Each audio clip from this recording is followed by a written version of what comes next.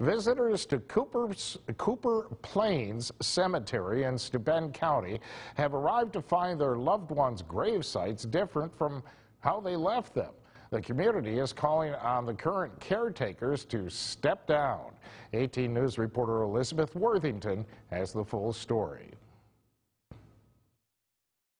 It was 2 weeks ago when Jennifer Liller noticed items she had placed around her daughter Casey's gravesite, who had died in 2004, had either gone missing or were broken. For Pamela Pearson, the same story for the gravesites of several family members. Just everything that they've had on their gravesites, that they had on the gravesites is gone.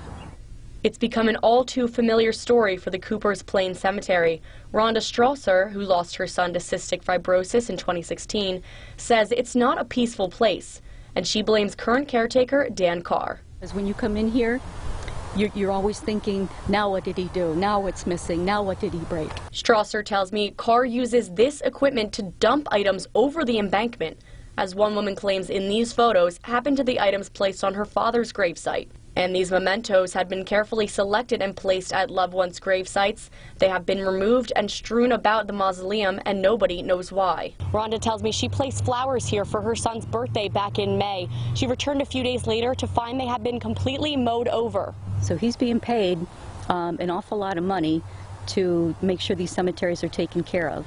But he's doing it in the absolute cheapest, most horrible way possible so that he makes money, but our loved ones are the ones who suffer. And those they've left behind are suffering as well. It feels like I lost my parents and my family all over again.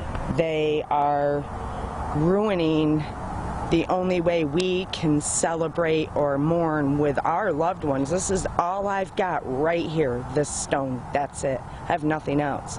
They've had enough, and they're taking action. Strawser has organized a meeting to be held Friday so attendees can sign a petition demanding the Carrs to abandon the cemetery. The hope is that it's taken over by the town. In the meantime, volunteers are being gathered to maintain the cemetery. The meeting will be held at Hodgman Park in Painted Post this Friday at 6:30. Anyone who would like to sign the petition is encouraged to attend. Calls to the owner of the cemetery were not returned. Reporting live in the studio, Elizabeth Worthington, 18 News.